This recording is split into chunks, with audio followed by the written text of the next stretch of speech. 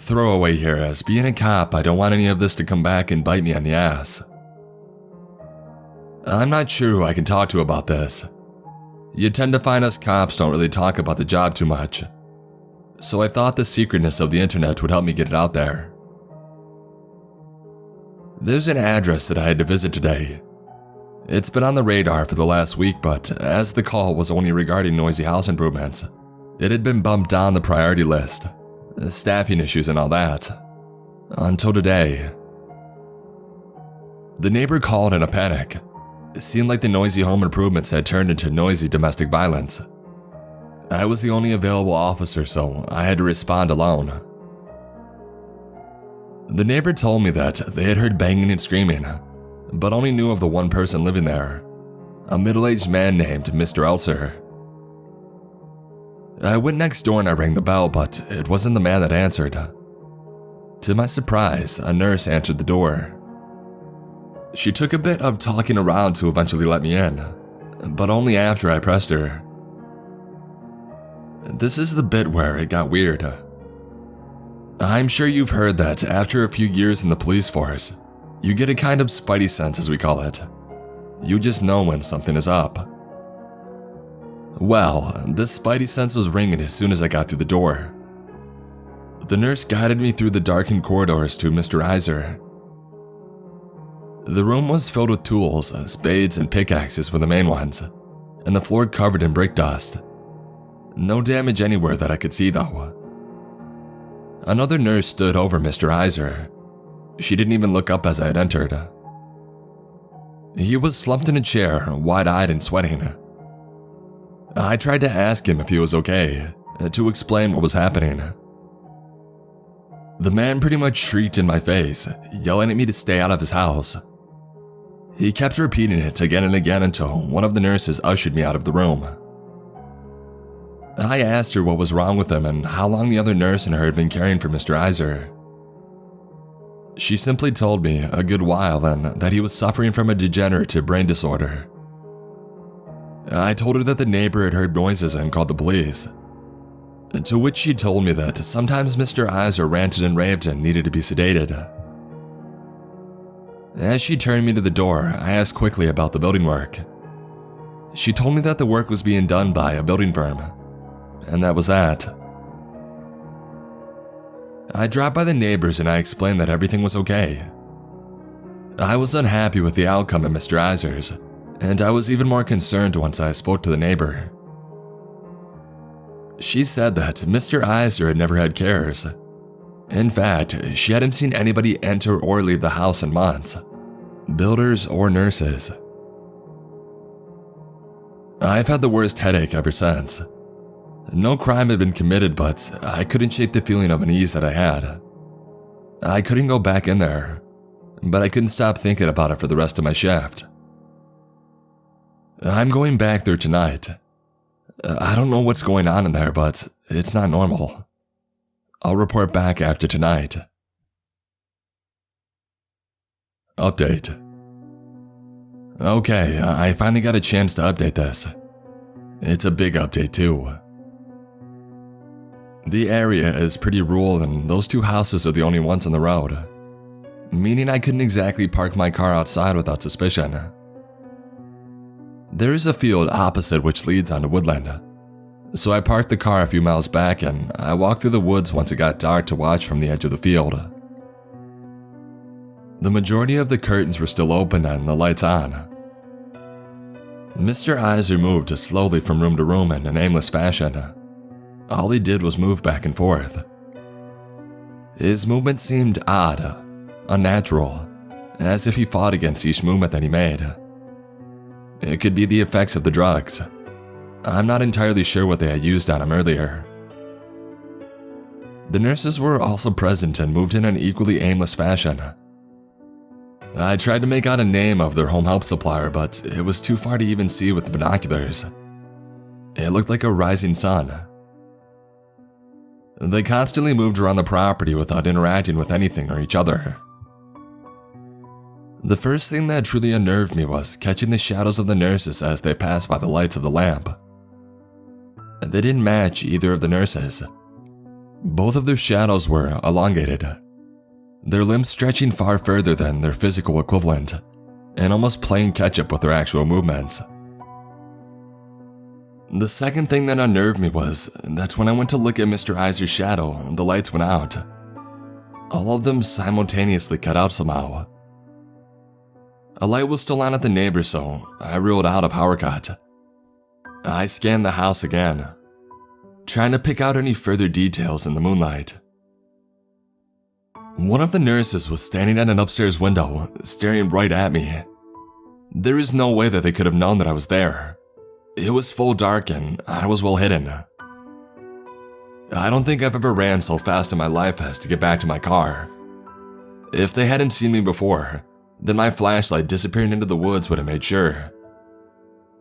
As soon as I got back to the car, I called it in. Within 20 minutes, another car arrived, the only other officer on duty, and had to come from another call.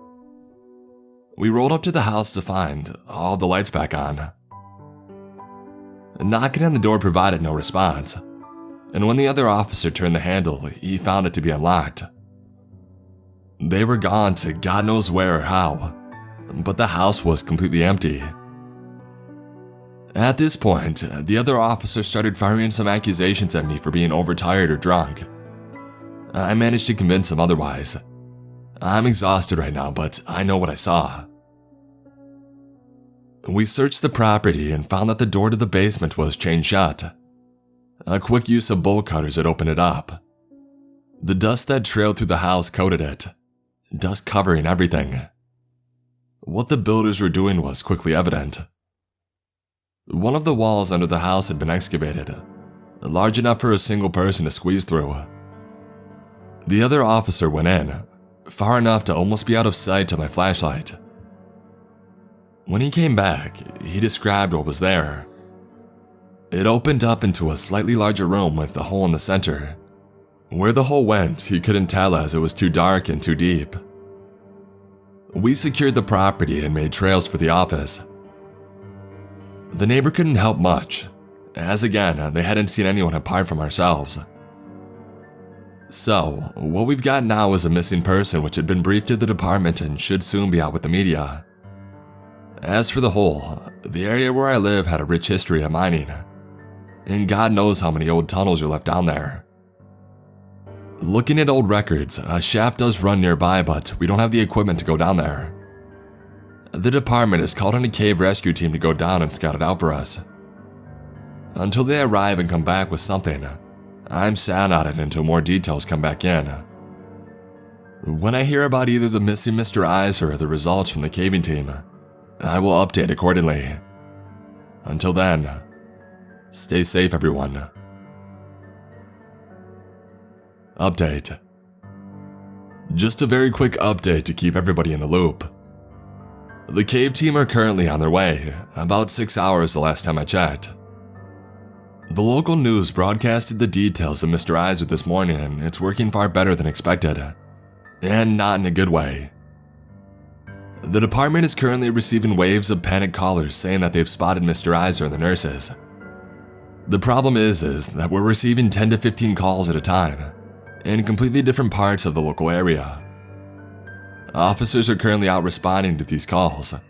I'm on my way to one too. I don't know what is going on, but current theories are that it could be a mass psychosis. We're beyond busy, but I will update you as soon as I possibly can. Update. I don't know how to describe what just happened. The only word I can think of is madness. I attended the house of a young couple who reported seeing Mr. Iser and the two nurses. I turned up expecting them to tell me that they had seen them pass by their house. But the couple is out of their mind telling me that they were in the house. The young lady said that she had heard a rhythmic coming from the back bedroom, and she went out to find out who it was. She said the old man was crouched in the corner, but the two nurses stood beside him humming. She called her husband, but by the time he ran from one side of the house to the other, they were gone. The pair of them were wild with terror. I told them to stay put and to stay in the house, but their bags were already packed. They left as soon as I did. Obviously this is impossible, but the radio is going crazy with reports of the same thing. Even officers are reporting it now. Reading through the comments on here and looking back at my initial visits to the house, as crazy as it sounds, my only explanation is that they influenced me in a way so subtle that I was convinced that leaving the property was my own actions. This will be my last update for a while. Officers are dropping off duty when we need them the most, so I'm up to my neck in it. I'm to accompany the cave team when they arrive. Hopefully I can start to get some answers then. Update. This is a very short one, but just to let everybody know that I'm still here. Things are going to shit out here. Most of the population is left in terror, including the police chief. We're currently operating under a complete media blackout. It's all we can think of to stop the psychosis spreading. There aren't many of us left out here now, but the cave team has just arrived. I just hope I can keep them calm enough until we get to Mr. Iser's house. Update. We're at Mr. Iser's house now. The lights were still on and the place is still empty. I double-checked to see if the neighbor was still home, but I can only assume that they had left too. The basement was as still as we had left it, and there were no new footprints in the dust. The feeling down there is just disgusting now. The atmosphere is heavy, that's the only way I can describe it. Like the air is thick with fear. It feels like something is pressing on my shoulders, trying to crush me into the earth. The cave crew wavered at the top of the staircase. I had to practically beg them to come down. They're down here now. I've got their guide ropes attached to a weight next to me. I assume they are still going deeper as the rope is still feeding out on their lines. I've got another officer heading over now. She is bringing specialist equipment for controlled explosions in case the cave crew needed extra access below. The calls about the sightings have pretty much died. I don't think there's anybody left to see them. No officer has been able to find even a shred of evidence that Mr. Iser or the nurses have been at any of the addresses that have been investigated. All we can do is carry on, and hope that somebody finds him soon. Update. The lines have just gone slack. I tried calling down to the team, but I got no response. The other officer will be here in a few minutes. I will wait until then to go and investigate. Update. The other officer has arrived. She said that other officers are moving in on a location 78 miles away. Mr. Iser and the nurses have been confirmed wandering through woodland by a local hunter. I've pulled the lines out. They came all the way out with no resistance. It looks like knife marks on each rope. Either somebody cut them or they cut themselves. It's not unknown for those exploring caves to cut ropes if they present a danger to the owner. I'm heading down with the other officer now to find them and assist. I won't have any reception. I'll update when I can. Update. Whatever is going on down there, I'm glad to be out. We followed the footsteps of the cave crew as they descended the shaft. The deeper we went, the more the air seemed to throb. That's the closest word I can get to how I can explain it. The cave crew are dead. I don't know what happened, but it looks like they cut their own ropes and then started into a sprint down one of the side shafts.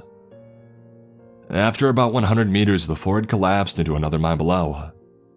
They were crumpled at the bottom. Whether it was deliberate or an accident, I don't know, but something either chased them or made them do it. We're currently tooling up to go back down and follow the shaft further. There is something down there, and I think it could be the key to whatever is happening. My head is pounding from the atmosphere, but perhaps tonight this could finally be over. Update. I feel like I'm going to die. My bones feel brittle, as if they could just splinter inside me at any moment. We found what was left of Mr. Iser. I have no idea what that thing is that those officers are going after, but it isn't Mr. Iser. I don't even know if what we did will stop it. I can only hope that what we've done will at least weaken its influence. I am unsure whether Mr. Iser had done it on purpose, or perhaps had been insidiously manipulated by the thing in the mine. But he had not only tunneled down into the old mines, but he had deliberately dug further at the end of the shaft. What was there was not the work of a human. 3 large statues stood in the middle of an atrium, at least twice my height. I recognized the 2 outer statues immediately. They matched the shape and the build of the nurse's shadows. Their long, spindly arms reached down towards the floor, and the points of their elongated fingers only just stopped short of scraping the ground. The statue in the center was beyond description. The best way that I can explain it to you is that it was large and hunched over, with a face and tusks like that of a boar. I truly hope I never see anything like it again. The unnatural aura that emanated from it hurt my eyes to look at it for too long. At the base of the statue was Mr. Iser. He was badly decomposed, much worse than you would expect. He looked like he had died months ago. The throbbing atmosphere was at its peak in the statue room. It continuously bombarded us, as if attempting to pound our bodies and minds into jelly. I honestly don't know how I held out. The other officer wasn't so lucky. We had rigged the explosives up to the statue as well as further up the shaft. It was the only thing that we could think of doing, thinking that if we destroyed the statues then it could break whatever powers it had. The atmosphere had lessened by the time we had retreated up the mine shaft, but whatever damage that throbbing had done was too much for the other officer. She ran back down towards the room and triggered the explosive, sealing herself in there with him. The resulting burst of soil and dust blocked my view of what happened to her to the statues themselves. The tunnel is resealed now and the atmosphere seemed to be dissipating, but I do not know if I can reverse or destroy whatever power the imposter Mr. Iser has. I'm currently attempting to get a response on any of the officers who had gone to apprehend Mr. Iser and the nurses. Hopefully there is now light at the end of the tunnel. Update. And this is going to be my last post. There's nothing else that I can do. The officers couldn't catch Mr. Iser and the nurses. The hunter that had reported the sighting is currently being held by a psychiatric ward.